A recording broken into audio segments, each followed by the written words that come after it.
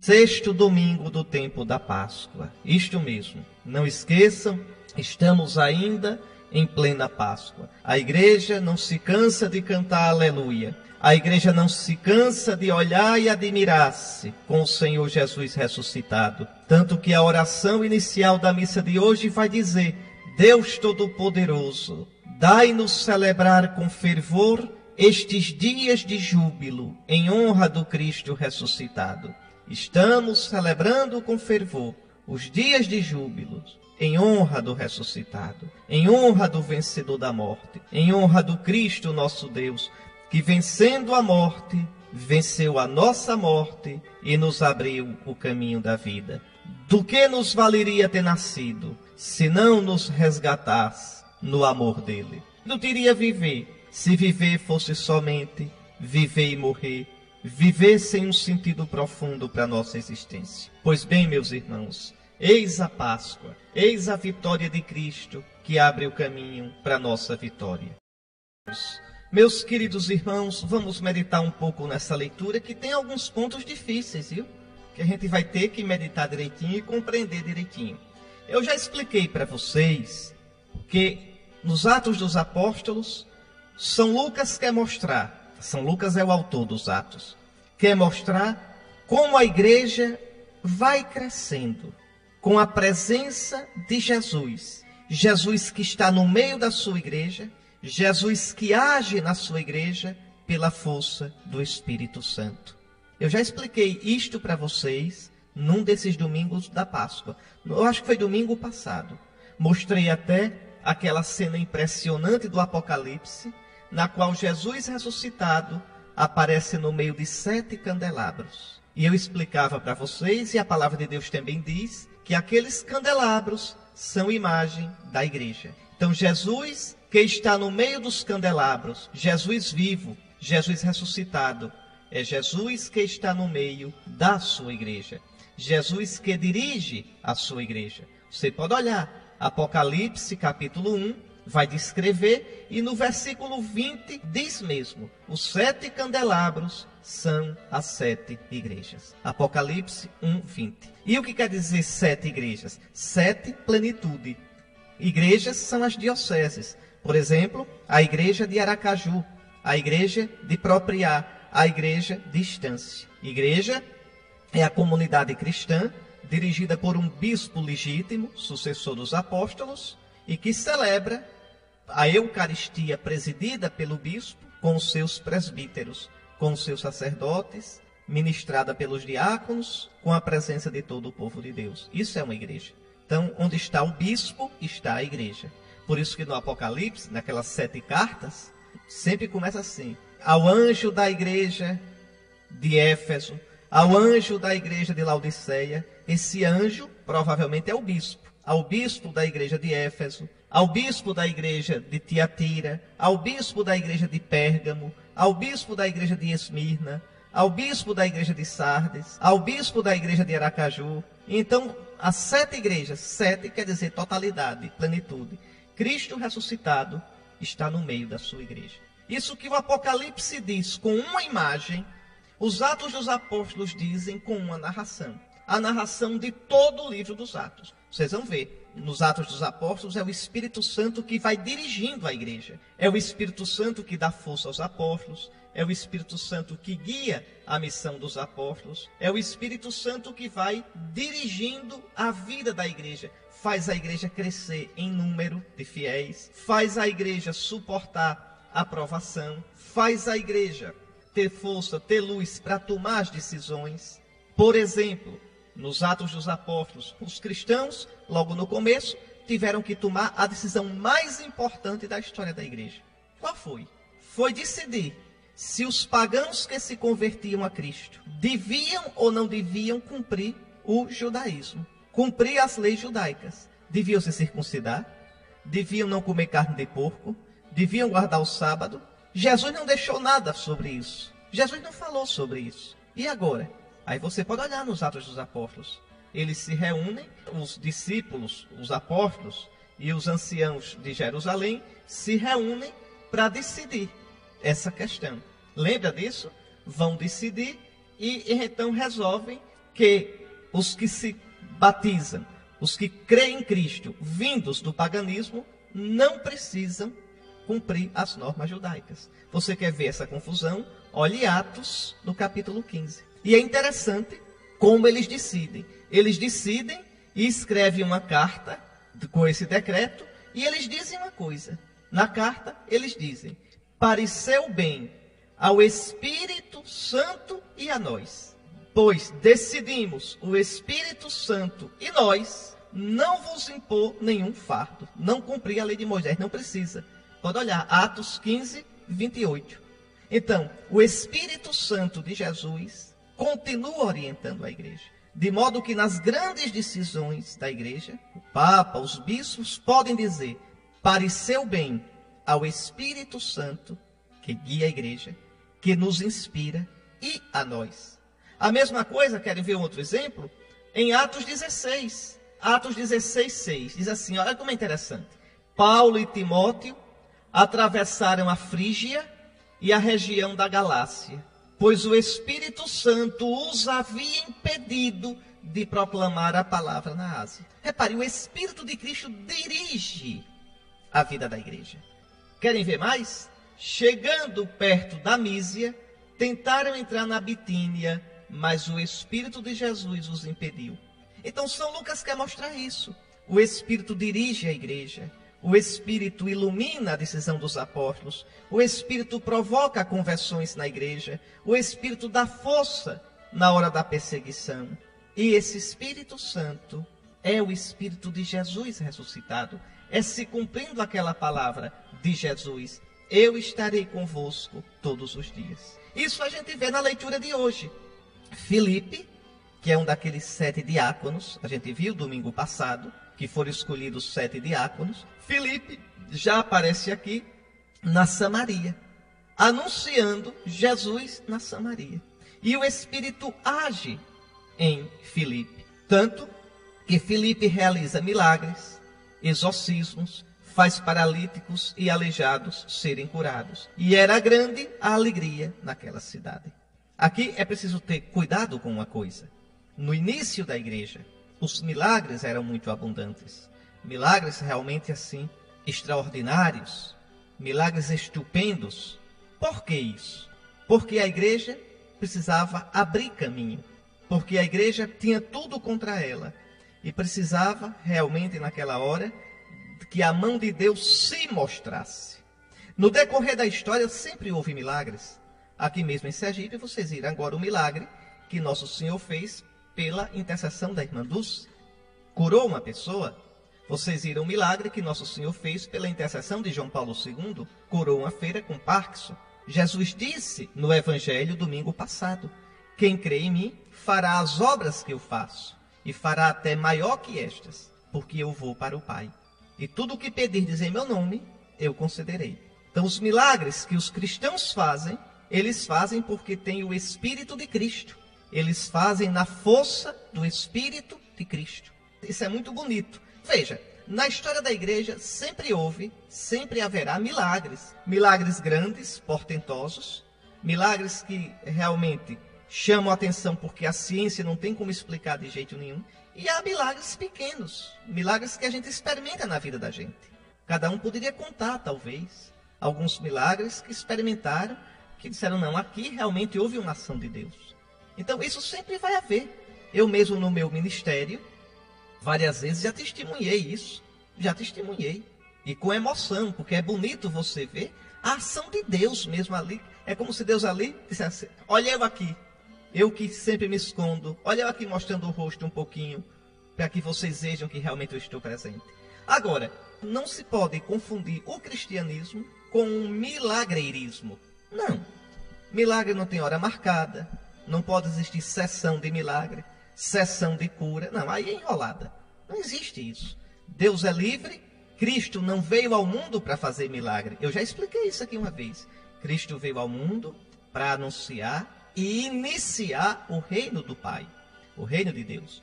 Os milagres são exceções para mostrar esse reino, para mostrar que quando Deus reina, a vida humana é liberta de todo o mal. é liberta de todo o pecado. Uma coisa é a gente pensar que Cristo veio para fazer milagre, que ser cristão é viver no milagreirismo, como essas seitas espalhafatosas que pegam os desprevenidos fazem, com milagres que não são milagres, são somente heterossugestão. Você sugestiona emocionalmente as pessoas. Isso não tem nada a ver com milagre. Então, aqui tem que ter cuidado. No início da igreja houve uma efusão de milagres. Há épocas, há situações nas quais Deus permite uma efusão maior de milagres para sustentar os seus. Vamos supor que estourasse uma perseguição cruel contra a igreja. Certamente aumentaria o número de milagres. Para quê? Como um apoio, uma muleta, um sustento à fé dos fiéis. Mas pensar que a igreja é uma constante torrente de milagres, isso não tem nada a ver com o evangelho. Aliás, se vocês olharem, o próprio Jesus é meio reticente quanto a milagres, mesmo porque Satanás também pode realizar coisas grandes. Jesus preveniu no discurso sobre o fim dos tempos que muitos viriam. O Apocalipse também fala que a besta realizará grandes milagres. Então, vamos ter cuidado com essa história de milagre, porque isso pode ser moeda falsa. Tá certo? Então, a primeira coisa não é olhar milagre. A primeira coisa é olhar a verdade. A verdade. É olhar quem são aqueles que são os legítimos pastores da igreja. O que é que a igreja ensina? O que é que o evangelho diz? Viver uma vida segundo Cristo. Este é o maior milagre. Bom, voltemos para o nosso texto. É muito bonito ver Filipe anunciando Jesus. E esse anúncio curando aleijado, curando coxo, expulsando demônios, realizando milagres e trazendo grande alegria naquela cidade. Quando os 12 que estão em Jerusalém sabem do que Filipe está fazendo na Samaria, eles mandam Pedro lá, Pedro e João, para ver o que está acontecendo. Aqui tem outra coisa bonita. A igreja não é a casa da mãe Joana. A igreja não é casa de Noca, onde todo mundo dança, todo mundo toca. Não! A igreja tem pastores. Cristo tinha muitos discípulos. Dos discípulos ele escolheu 12 para serem os pastores da sua igreja. Dentre os 12 colocou Pedro como aquele que é o chefe último. E essa estrutura continua na igreja. Um dia desse eu recebi um e-mail desaforado de alguém que não gostou porque eu dei algumas opiniões sobre algumas questões e disse: com que autoridade a igreja pensa que pode falar em nome de Deus? Essa resposta é fácil, eu pensava que era uma mais difícil. A igreja pode falar em nome de Deus com a autoridade que Deus deu a ela. Pronto. Aliás, a igreja não existiria se não fosse por vontade de Cristo.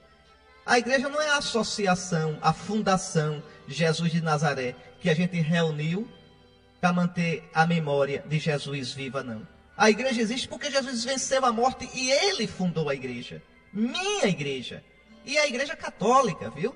Tem gente que fica com raiva quando eu digo isso. Paciência, é a verdade. A igreja de Cristo é a igreja católica. Ele fundou essa igreja, chamou minha igreja.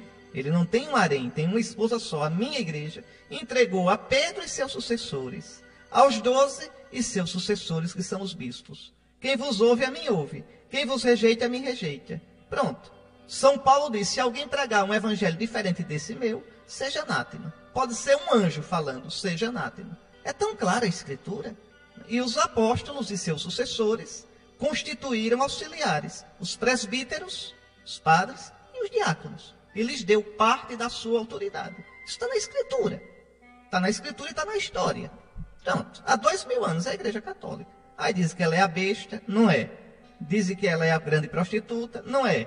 Diz que aquele texto do Apocalipse, sai dela, meu povo, é a igreja, não é. É sair de Babilônia, do Império Romano. Quer dizer que os cristãos se preparem, porque o Império Romano vai cair, os cristãos não compactuem com o Império Romano. É só ler lá o texto todo. Aí pega só a frase solta, sai dela, meu povo, tá vendo? É contra a igreja de Roma. Não é. A igreja de Roma era que estava apanhando. Esse meu povo é a igreja. Saí dela, meu povo, saí do Império Romano, minha igreja católica, amada. Pronto, era a gente que apanhou no Coliseu. Santo Inácio de Antioquia, bispo de Antioquia, foi devorado pelas feras. São Lourenço, o diácono de Roma, foi queimado vivo. É a igreja. Então isso não é conversa. Santo Irineu, bispo de Lyon, ele mesmo diz, ele escrevendo, ele diz: eu fui convertido, eu aprendi o evangelho de São Policarpo. E ele diz, eu me lembro, rapazinho, escutando o Policarpo, os olhos deles brilhavam quando ele falava do mestre dele. Quem era o mestre dele? João Evangelista. Repare que coisa mais linda. Policarpo, bispo de Esmirna, escutou o evangelho pessoalmente de João Evangelista. E passou esse evangelho para ir ler o bispo de Leão. Essa é a igreja. A nossa querida mãe, a Igreja Católica. A sucessão ininterrupta dos bispos. A sucessão ininterrupta dos legítimos sucessores dos apóstolos. Essa é a igreja de Cristo. Não é a casa da mãe Joana. Então veja, Filipe está lá realizando milagres. A igreja manda Pedro e João para ver. Chegando ali, oraram pelos habitantes de Samaria para que recebesse o Espírito Santo. E aqui vamos tratar de outra questão séria. Veja, Filipe estava pregando o evangelho e batizando. Quando a gente é batizado, recebe ou não recebe o Espírito Santo? Essa é a questão que eu queria tratar com vocês, porque entendam o que a leitura diz. Preste atenção. Se você tiver com a Bíblia aí, siga. É o capítulo 8 dos Atos dos Apóstolos. Veja o versículo 15. Chegando ali, em Samaria, Pedro e João oraram pelos habitantes para que recebessem o Espírito Santo, porque o Espírito Santo ainda não viera sobre nenhum deles. Apenas tinham recebido o batismo em nome do Senhor Jesus. Olha o nosso cego. Pedro e João impuseram-lhes as mãos e eles receberam o Espírito Santo. Então quer dizer que o batismo no nome do Senhor Jesus não dá o Espírito Santo? E agora? Claro que dá. No cristianismo só existe um batismo. E é o batismo no Espírito Santo, que é o sacramento do batismo. Vamos desatar esse nó bem cego, tá certo? Então a primeira coisa que tem que ficar clara. No cristianismo só existe um batismo. O batismo no Espírito Santo, tá certo? O próprio São Paulo vai dizer isso bem bonitinho. Ele vai dizer que existe uma só fé, que existe um só Senhor, que existe um só batismo, uma só esperança, na qual todos nós fomos chamados. Você quer ver isso? Abra sua Bíblia na carta aos Efésios, no capítulo 4, versículo 5. Há um só Senhor, Jesus. Uma só fé, a fé em Jesus, a fé cristã. Um só batismo. Está vendo? E que batismo é esse? Que batismo é esse? O batismo de Cristo, que é o batismo no Espírito Santo. João Batista já tinha dito isso. Quer ver? Vá lá no Evangelho de São Lucas. Vá, Lucas, capítulo 3, versículo 16. Vamos lá? Lucas 3,16. João diz, olha, eu vos batizo com água, mas virá aquele que é mais forte do que eu. Eu não sou digno de desatar as correias das suas sandálias. Ele vos batizará com o Espírito Santo e com fogo. A gente recebe o Espírito Santo na água do batismo. Eu já disse isso a vocês várias vezes. A água do nosso batismo simboliza o Espírito Santo. Se você ainda achar pouco o que São João disse e o que São Paulo disse, então escute o que Cristo diz. Abra em João capítulo 7, versículos 37 e seguinte. João 7, 37 e seguinte. No último dia e mais importante dia da festa, Jesus de pé exclamou: se alguém tem sede, venha a mim e beba. A gente bebe água, né? Quem crê em mim, diz a Escritura, do seu interior correrão rios de água viva. Do interior do Messias. Ele já tinha dito a samaritano, olha, quem vier beber água desse poço vai ter sede. Quem beber da água que eu der, ele é o verdadeiro poço. Tá certo? Ele é o verdadeiro poço. Nunca mais terá sede. Pois ele agora diz, do seu interior correrão rios de água viva. Aí São João, já pensando em mim e em você, explica no versículo 39. Ele disse isso falando do Espírito, que haviam de receber os que acreditassem nele. Pois não havia ainda o Espírito, porque Jesus ainda não fora glorificado. Quer dizer, não é que o Espírito Santo não existisse, é que a efusão, o dom do Espírito não tinha sido dado ainda, porque Jesus ainda não tinha morrido e ressuscitado. Observe aqui, olha. Iria receber o Espírito os que acreditassem nele. Todo mundo sabe que a Escritura diz, quem crê e for batizado. Quer dizer, quando eu creio e sou batizado, eu recebo o dom, eu recebo o Espírito Santo. Se você quiser ver mais ainda, como na água do batismo a gente recebe o Espírito Santo, dê uma olhadinha, vá, pega a sua Bíblia se não pegou ainda. Na carta de São Paulo a Tito, lá no finzinho da Bíblia, né? Tem 1 Timóteo, 2 Timóteo, Tito, capítulo 3, versículos 4 a 7. O que se diz lá? Escute só. Tito 3, 4 a 7. Quando se manifestou a bondade de Deus, nosso Salvador, e o seu amor pela humanidade, ele nos salvou, não por causa dos atos de justiça, quer dizer, dos atos da lei, de cumprimento da lei, que tivéssemos praticado, mas por sua misericórdia, mediante o banho da regeneração e renovação do Espírito Santo. O banho da regeneração. Ser regenerado, quer dizer, nascer, generado de novo. Qual é o banho que me faz nascer de novo? Qual é o banho que me renova? O banho do Espírito Santo. Que banho é esse? O banho do batismo, minha gente. Este Espírito, ele o derramou como água, copiosamente sobre nós, por Jesus Cristo, nosso Salvador, para que, justificados pela sua graça, nos tornemos, na esperança, herdeiros da vida eterna. Exatamente. Recebendo o batismo, a gente se torna filho de Deus e herdeiro da vida eterna. Por isso que São Paulo, ainda São Paulo, na carta aos Romanos, no capítulo 5, versículo 5, ele vai dizer, o amor de Deus foi derramado como água, nos vossos corações, pelo Espírito que vos foi dado. Então, no batismo, a gente recebe o Espírito Santo. Não existe outro batismo. O batismo em nome de Jesus. Tem algumas seitas que inventaram esse negócio, batizar em nome de Jesus. Eu te batizo em nome de Jesus. Esse batismo é nulo. Esse batismo é inválido. Não existe. O único batismo de Jesus, olha aqui, quando diz assim, foram batizados em nome do Senhor Jesus. Que batismo é o batismo em nome de Jesus? O batismo em nome de Jesus é aquele de Mateus 28, 19.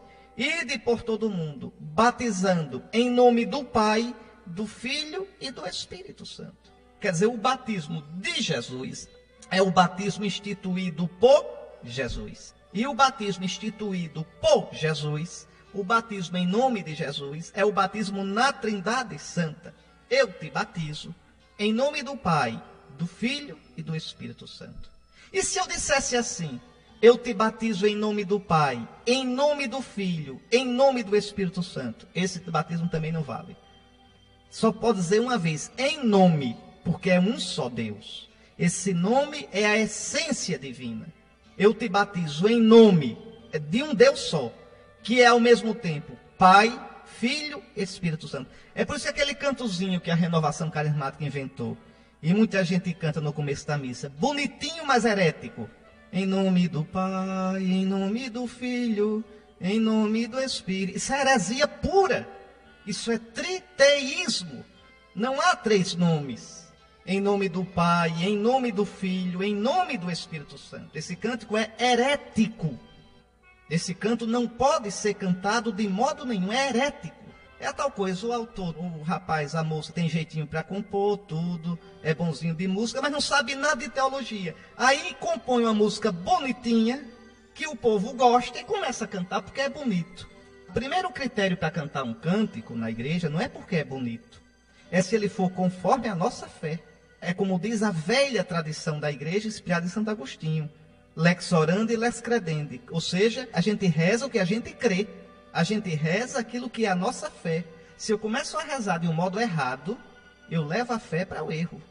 Então, em Deus não há três nomes. Isso é heresia, isso é triteísmo, é crer em três deuses. É heresia. Não, eu creio num Deus só. Tá certo? Então, ide batizai em nome do Pai, do Filho e do Espírito. Olhe, Deus é único, não pode ser dividido nem multiplicado. É absolutamente único. E ao mesmo tempo sendo único, é Pai, Filho e Espírito Santo. Então, o batismo no nome de Jesus, de que fala a primeira leitura de hoje, olha aqui, Atos 18, versículo 16. O Espírito ainda não viera sobre nenhum deles, apenas tinham recebido o batismo em nome do Senhor Jesus. Esse batismo em nome do Senhor Jesus, quer dizer, este batismo do Senhor Jesus, é o batismo em nome do Pai, do Filho e do Espírito Santo. Pode olhar, repito, Mateus 28, 19. Agora, por que São Lucas diz que o Espírito ainda não viera sobre eles? Aqui a gente tem que fazer uma distinção. A Sagrada Escritura é uma coisa linda, viu? E é lindo ver que a Igreja Católica segue à risca a Escritura. Repara onde é que a gente vai dar com esses burros. Escute só. Tem dois modos de o Espírito ser recebido no Novo Testamento. Dois modos. Um tranquilo e profundo. Um na igreja primitiva, né? Como era. Um tranquilo e profundo, permanente. E outro barulhento, visível. Dou-lhes um exemplo. No dia mesmo da ressurreição, na tarde daquele mesmo dia, o primeiro depois do sábado, os apóstolos estavam reunidos. João 20. Pode olhar. João capítulo 20, versículos 19 e seguintes. Abra na sua Bíblia, abra. João 20, 19 e seguintes. Eu vou até abrir na minha também para a gente ver esse texto junto. João 20, 19 e seguintes. Já pegou? Olha lá. Ao anoitecer daquele dia, o primeiro da semana, era melhor dizer como está no grego, o primeiro depois do sábado. Não é a mesma coisa? Não. Primeiro depois do sábado quer dizer que o sábado dos judeus passou, que os cristãos não guardam mais o sábado. Os discípulos estavam reunidos, as portas fechadas. Jesus entrou, pôs-se no meio deles e disse: a paz esteja convosco. Escute só. Como o Pai me enviou, também eu vos envio. Agora versículo 22, João 20, 22. Então soprou sobre eles e falou: recebei o Espírito Santo. A quem perdoardes os pecados serão perdoados. A quem o retiverdes, lhes serão retidos. Nesse momento, os apóstolos são batizados. São batizados no Espírito Santo. O batismo que os apóstolos receberam não precisou ter o símbolo da água, nem precisou. O próprio Cristo, soprando sobre eles, lhes deu o Espírito Santo. Eles receberam o Espírito Santo. Aqui Jesus institui também o sacramento da confissão, dá à sua igreja, nas pessoas dos apóstolos, o poder de perdoar os pecados. A quem perdoardes, eles serão perdoados. A quem não os perdoardes, eles serão retidos. É uma expressão muito forte. Os pecados ficarão presos na pessoa, retidos na pessoa. Ah, mas eu me confessei diretamente com Deus. À toa. O pecado continua retido. O pecado só pode ser perdoado, só pode ser desligado pela mediação da Igreja de Cristo. Ah, mas Cristo é o único mediador. Exatamente, exatamente. E o corpo desse único mediador é a Igreja. Por isso ele se fez corpo, por isso ele se fez homem, para no seu corpo, que é a Igreja, nos trazer a graça dos sacramentos, nos trazer a sua santa palavra, nos trazer o perdão dos pecados. Então não tem desculpa. Então veja, no dia mesmo da ressurreição, os apóstolos já foram batizados no Espírito, mas continuam medrosos, continuam frouxos. Aí o Espírito, 50 dias depois, vem de modo visível, vem de modo barulhento. É o dia de Pentecostes. E aí dá aos apóstolos a coragem, veja, eles já eram cristãos, desde o dia da ressurreição. João 20, quando receberam o Espírito Santo, eles já foram batizados no Espírito. Eles já têm a vida nova no Espírito, mas continuam medrosos. Agora vão receber um Espírito de força. No dia da ressurreição, eles recebem o Espírito de vida, o Espírito Santo, que é a vida de Jesus. A vida de Jesus já habita neles. Mas agora, só em Pentecostes, está lá nos Atos dos Apóstolos, né? Atos 2, eles vão receber o Espírito como força, com barulho, com tremor, com línguas de fogo. E aí abrem as portas. Está lá, Atos 2, 14 seguintes. Pedro, de pé junto com os 11 apóstolos, levantou a voz e falou à multidão. Então, há dois modos de receber o Espírito. O Espírito de modo sereno, o Espírito de modo profundo, como vida, se recebe no sacramento do batismo. O outro modo, pela imposição das mãos, se recebe o Espírito como força para o testemunho. Depois, na igreja, logo cedo, além da imposição das mãos, entrou a unção com o óleo, a crismação. É o sacramento da crisma, meus irmãos. Então, o que há nessa leitura é isso. Esses cristãos de Samaria, esses cristãos que Filipe evangelizou, já haviam sido batizados em nome do Senhor Jesus. O Espírito Santo já estava neles. Já tinham sido batizados no Espírito, porque há um só batismo. E João Batista disse, é o batismo no Espírito. Agora, não tinham ainda recebido o Espírito de força. Não tinham ainda recebido o Espírito para o testemunho. O Espírito que vinha no início da igreja, vem ainda, mas no início da igreja vinha de modo visível, com manifestações exteriores. Então isso eles recebem pela imposição das mãos dos apóstolos. É isso que Atos 8:17 está dizendo, esse finzinho da leitura aqui. Então, é muito bonito, porque diz, olha, Pedro e João impuseram-lhes as mãos e eles receberam o Espírito Santo. E é interessante que aí é um efeito visível. Tanto que se você pegar na sua Bíblia e continuar a leitura, vai ver, olha, Simão o mago, viu que o Espírito era comunicado de modo visível pela imposição das mãos dos apóstolos. Ofereceu-lhes dinheiro e disse, dai também a mim este poder, para que aqueles a quem eu impuser as mãos recebam o Espírito Santo. Por quê? Porque no início da igreja, o sacramento da crisma, essa imposição das mãos, fazia com que a pessoa, de modo visível, de modo estático quer dizer em êxtase, proclamasse as maravilhas de Deus, proclamasse Jesus como Senhor. Ainda hoje, quando a gente recebe o sacramento da crisma, a gente recebe a força para testemunhar, para proclamar o nome do Senhor Jesus. Apesar de não ter mais aquela dimensão estática, porque não precisa mais. Essa é a casca, é a parte exterior.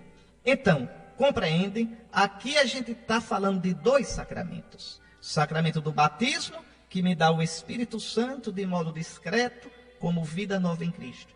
O sacramento da crisma, pela imposição das mãos, e logo cedo também pela crismação com o crisma. Às vezes a gente diz assim, olha, eu estou estudando, me preparando para o sacramento do crisma. Está errado.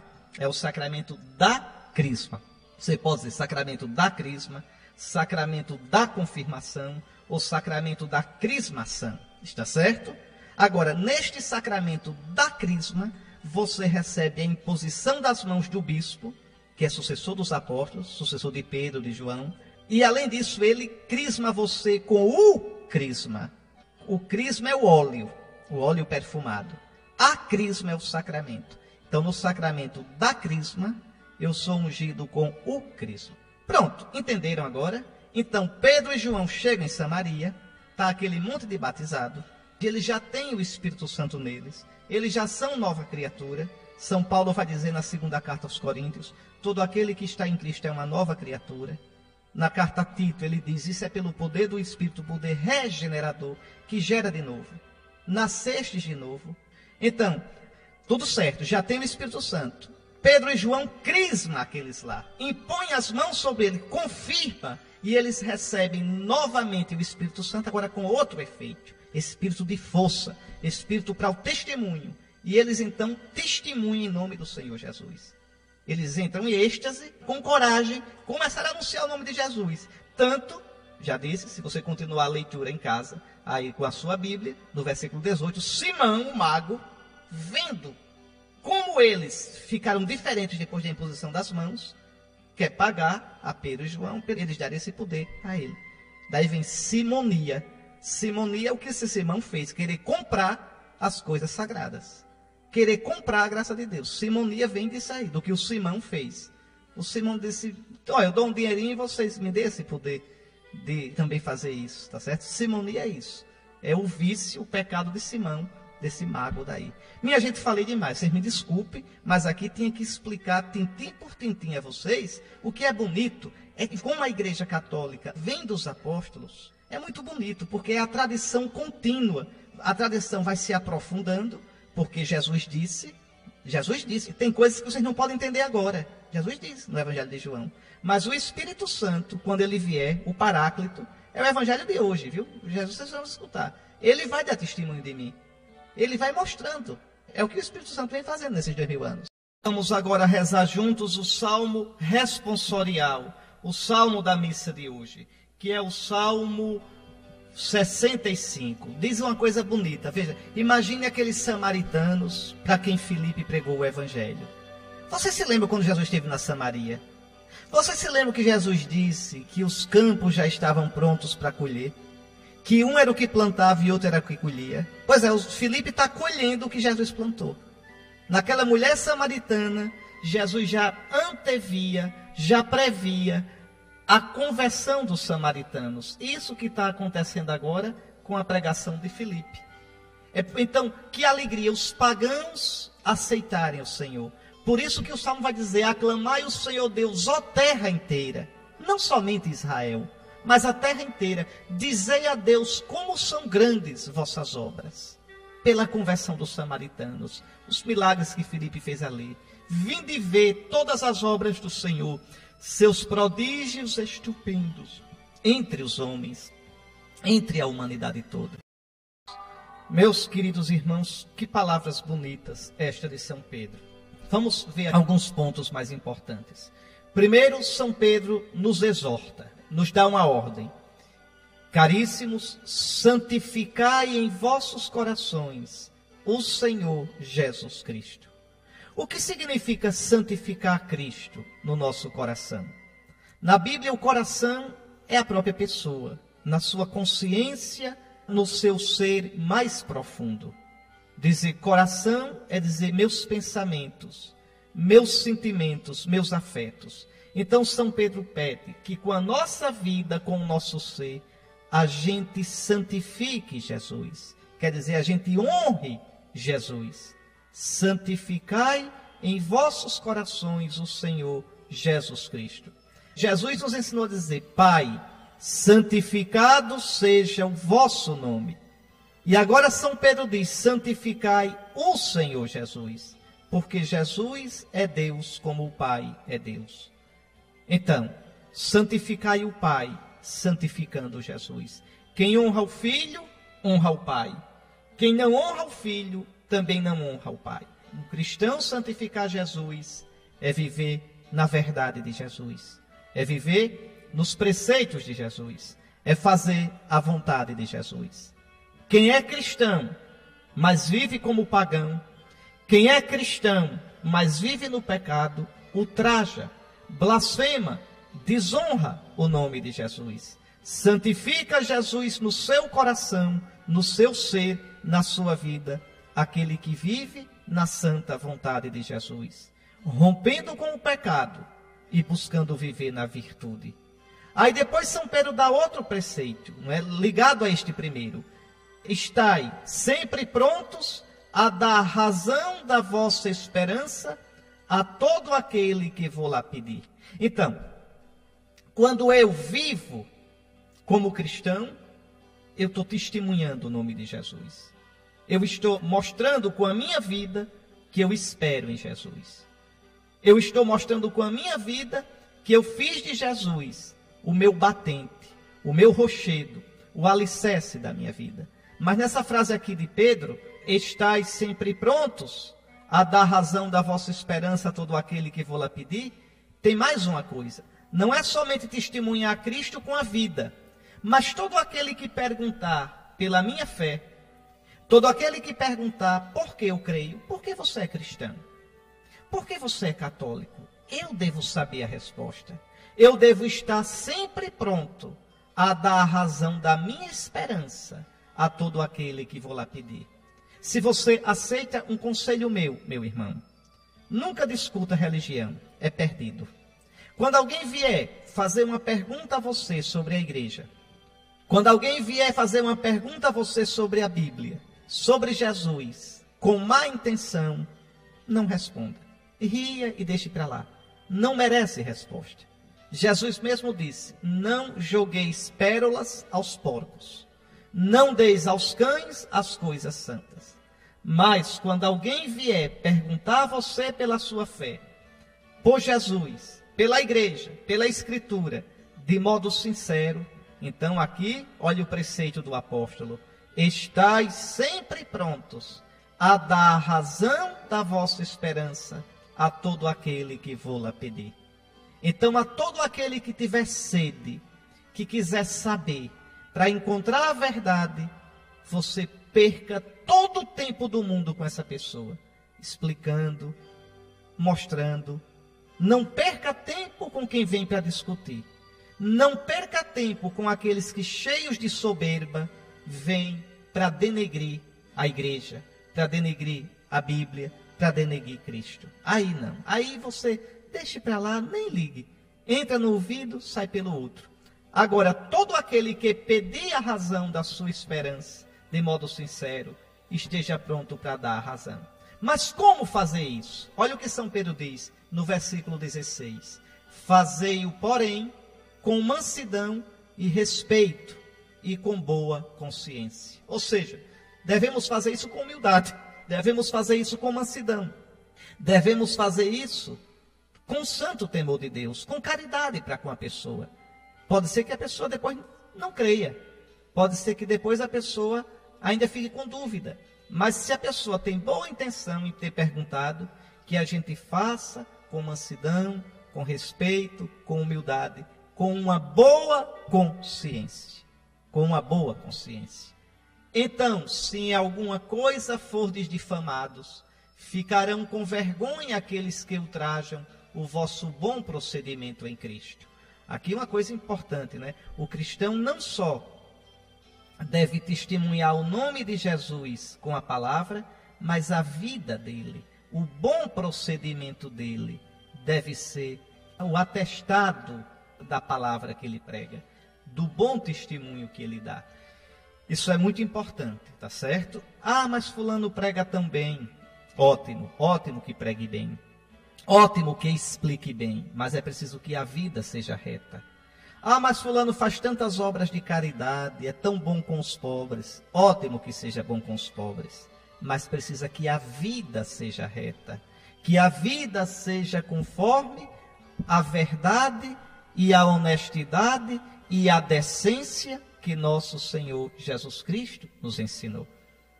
Nosso Senhor quer a gente totalmente para Ele. Não quer só nossas obras, não quer só nossas palavras, quer a nossa vida. Então, veja aqui, vosso bom procedimento em Cristo, tá certo? Ficarão com vergonha aqueles que vos ultrajam. Por que ficarão com vergonha? Por causa do vosso bom procedimento em Cristo.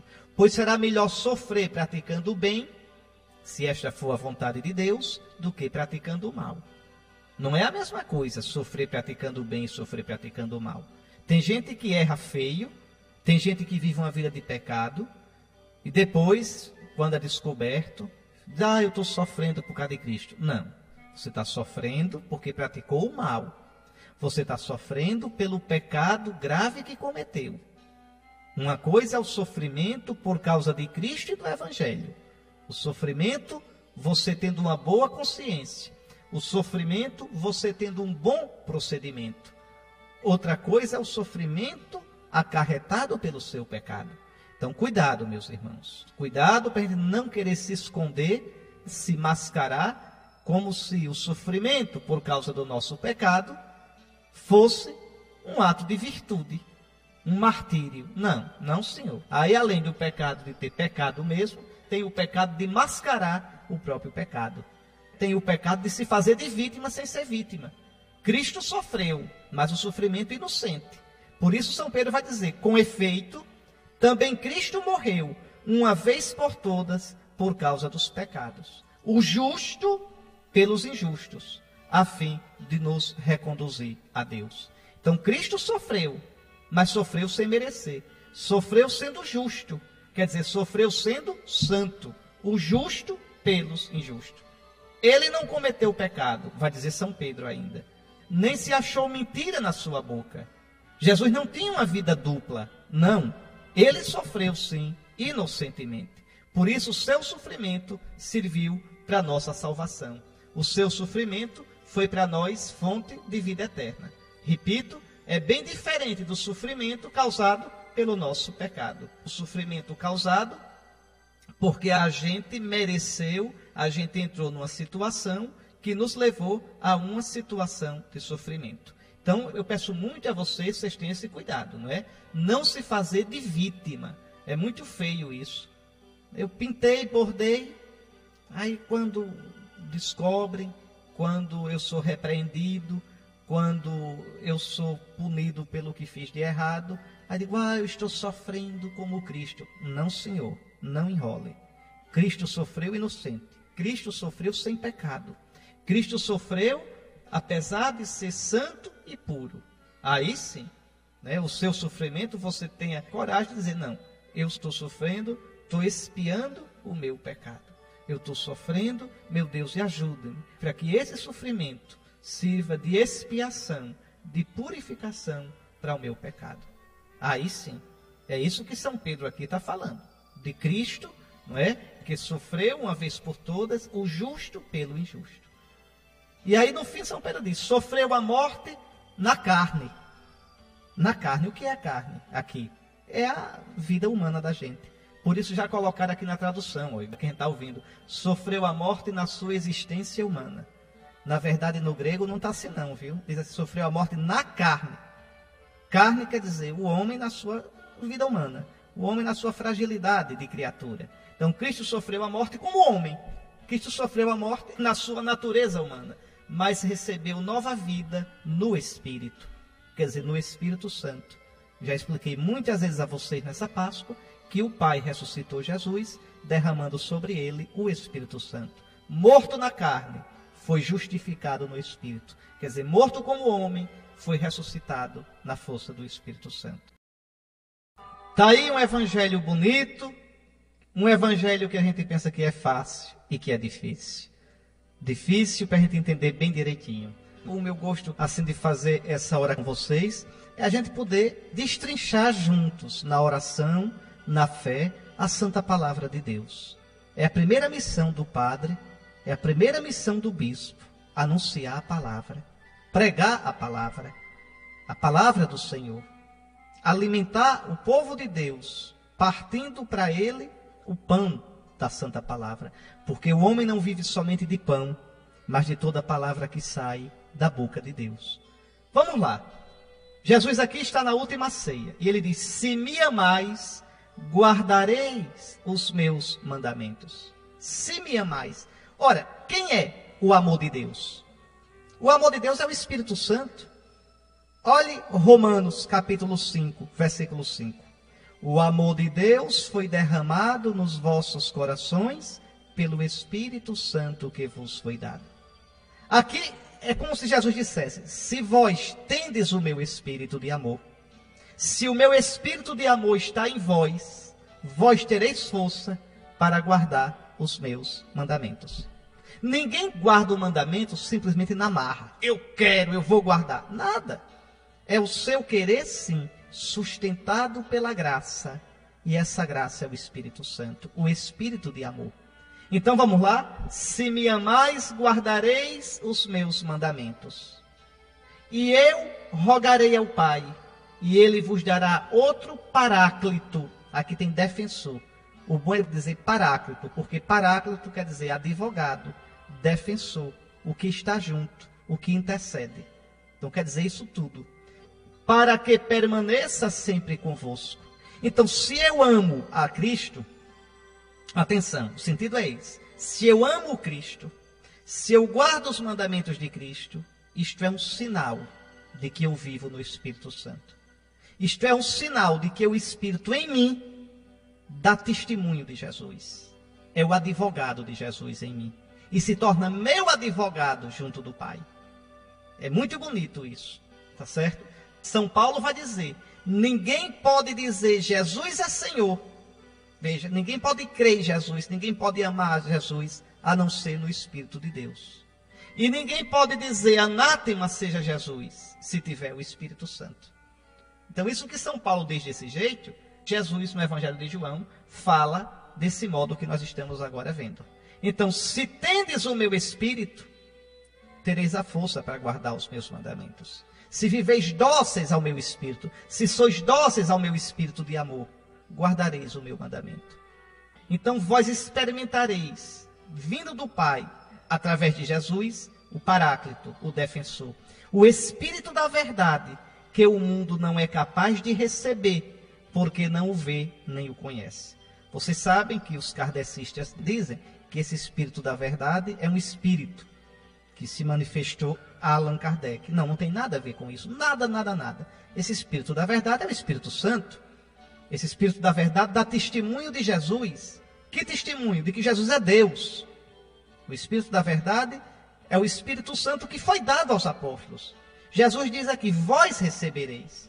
Não tem uma terceira revelação, né? Segundo algumas correntes espíritas, espiritualistas, reencarnacionistas, uma primeira revelação foi a de Moisés, no Sinai, a segunda foi de Jesus e a terceira com Allan Kardec. Não, nós cristãos não aceitamos isso de jeito nenhum.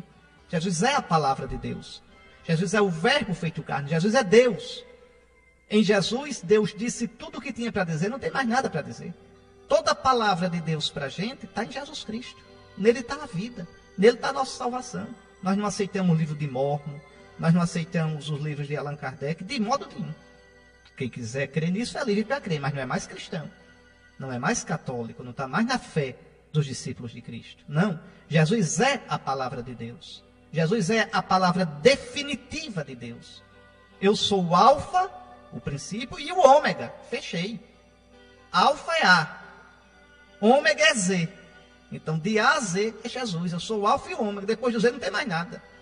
Eu sou o princípio e o fim. O que era, o que é e o que vem. Esse Espírito da verdade é o Espírito de Jesus ressuscitado, o Espírito Santo, que Jesus recebeu na sua ressurreição e derramou sobre nós. É interessante que essa profecia de Jesus aqui se cumpre no dia mesmo da ressurreição. Jesus aqui está falando na quinta-feira santa, no domingo de tarde ele soprou o Espírito Santo. Recebei o Espírito Santo. Eu comentei nesse instante com vocês, falando da primeira leitura. Então, o Espírito da verdade é o Espírito Santo. Quem é a verdade, hein? Eu sou o caminho, a verdade e a vida. O Espírito da verdade é o Espírito de Jesus. Por que é chamado Espírito da verdade? Porque é o Espírito de Jesus que dá testemunho de Jesus. E olha o que Jesus diz, veja. O mundo não é capaz de receber, porque não o vê nem o conhece. Isso mesmo. O mundo jamais pensará segundo o Espírito de Deus. O mundo pensará sempre, calculará sempre, segundo o espírito do mundo. Né? Segundo o príncipe do mundo, que já está julgado, que é Satanás. Então, o Espírito de Cristo, em nós, dá a gente o gosto das coisas de Cristo. O Espírito de Cristo habitando em nós, e ele habita desde o nosso batismo, nos dá o entendimento das coisas de Cristo. Nos dá o sabor das coisas espirituais. Aliás, São Paulo vai dizer, nós falamos de coisas espirituais para pessoas espirituais. Quer dizer, para pessoas que têm o Espírito Santo em si e podem compreender as coisas espirituais. O homem carnal, o homem entregue ao mundo, não pode entender as coisas de Deus. Vá falar de Cristo, vá falar das coisas de Cristo para quem vive empanturrado das coisas do mundo. Para quem vive atolado nas coisas do mundo, não vai entender nunca. Vai achar que é loucura, vai achar que é coisa sem sentido, vai achar que é besteira, vai achar que é fanatismo. Então, a gente fala as coisas do Espírito de Cristo, as coisas de Cristo, para pessoas que têm o Espírito de Cristo. Aí sim, eles entendem. É isso que Jesus quer dizer. O mundo não pode conhecer, o mundo não pode receber esse Espírito de Cristo. Não o vê, nem o conhece. A gente não pode esperar nunca, minha gente, nunca, que o mundo entenda a lógica do Evangelho. Nunca. É uma ilusão a gente querer atrair o mundo simplesmente parecendo bom para o mundo. Não. O mundo só pode entender o Cristo, o mundo só pode aceitar a cruz de Cristo se converter. O danado é isso, é que a palavra é essa, conversão. Conversão. Conversão. Não pode, só com conversa bonita, assim rindo, dando tapinha nas costas, eu não vou fazer o mundo compreender as coisas de Cristo. Nada. O mundo olha para a gente, ri, pronto, elogia e continua na mesma vida de pecado. Achando que religião é besteira, achando que o evangelho é fanatismo, é coisa ultrapassada. Não adianta. Para entender as coisas de Cristo, para viver segundo o Espírito de Cristo, o Espírito da verdade verdadeira, é preciso converter-se. Convertei-vos e crede no evangelho. Deixai esta geração perversa. Pronto. É danado, né? Mas é o que a Escritura diz. Então, veja, Jesus diz, velho, que vai dar o Espírito da verdade, que o mundo não é capaz de receber, não o vê, nem o conhece. Vós o conheceis, porque ele permanece junto de vós e estará dentro de vós, exatamente.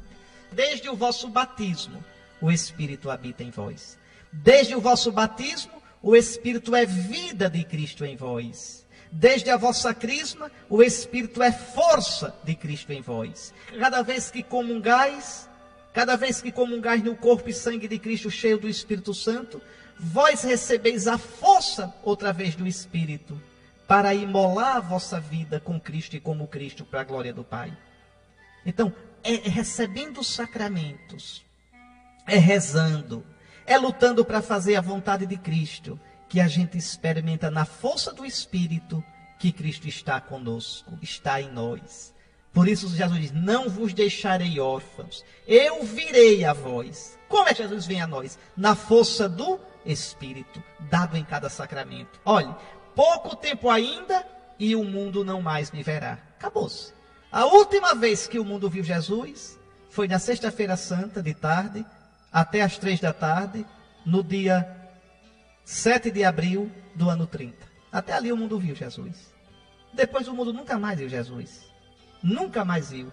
Pouco tempo ainda e o mundo não mais me verá. Mas vós me vereis, porque eu vivo na força do Espírito Santo. Morto na carne, expliquei nesse instante a vocês, foi ressuscitado na força do Espírito. Expliquei quando expliquei a segunda leitura de hoje. Veja, eu vivo no Santo Espírito e vós vivereis. Vós viveis agora do meu Espírito. Uma das coisas que eu acho mais bonitas na nossa fé é isso. E o que eu vou dizer agora você vai entender. É isso. Você que é cristão, eu que sou cristão, a gente nunca pensa em Jesus como um personagem do passado, que ficou lá atrás morto. Não. A gente sabe que Jesus está vivo. Não só sabe, a gente experimenta. E por que a gente experimenta Jesus vivo? Por que a gente experimenta a força de Jesus? Por que a gente fala com Jesus? Por que a gente ouve a vontade de Jesus? Porque o Espírito Santo, o Espírito da verdade, que eu recebi no batismo, na crisma, que eu recebi em cada Eucaristia, dá testemunho de Jesus ao meu coração. Por isso Jesus diz, o mundo não mais me verá, mas vós vereis, porque eu vivo e vós vivereis. Quer dizer, vós vivereis em mim, vós vivereis no meu Espírito, vós vivereis uma vida nova. Naquele dia, sabereis que eu estou no meu Pai, e vós em mim, e eu em vós. Perfeitamente. O Pai está no Filho, na força do Espírito. O Filho está em nós, porque o Espírito que ele recebeu do Pai, ele derramou sobre nós. O Espírito é o laço de amor, é o laço de união, que une o Pai e o Filho, e une o Filho a nós. Que coisa linda. O Pai dá o Espírito ao Filho. É uma só coisa com o Filho. E o Filho, recebendo o Espírito do Pai, derrama sobre nós esse Espírito. E se torna um conosco. Quem acolhe os meus mandamentos e os observa, esse me ama. O que é que Jesus quer dizer com isso? Se alguém guarda a minha palavra, é porque me ama. Mas só me ama porque tem o meu Espírito. Não adianta. Sem o Espírito Santo, o Espírito é a graça de Cristo. Sem o Espírito Santo, a gente não pode nem querer, nem desejar, nem fazer o bem. Então, é o Espírito que, estando na gente, nos dá a força de amar Jesus e de fazer a vontade de Jesus. Ora, quem me ama será amado por meu Pai. E eu o amarei e me manifestarei a ele. É isso mesmo. Se você ama Jesus, é porque tem o Espírito de Jesus. Se você ama Jesus, é porque o Pai derramou em você o Espírito de Jesus. Se você ama Jesus e tem o Espírito de Jesus, Jesus se manifesta em você. Você experimenta Jesus vivo. e você se torna com a sua vida, como Irmã Dulce, como Madre Teresa, como João Paulo II, como o Bento XVI, uma transparência viva de Jesus no mundo. É isso, meus irmãos. Bonita a palavra de Deus, né? Às vezes é difícil entender, a gente tem que cavar, destrinchar, para ver esse tesouro todinho que tem nela. Tá certo? Muito bem. Vou dar a bênção e domingo que vem a gente se encontra.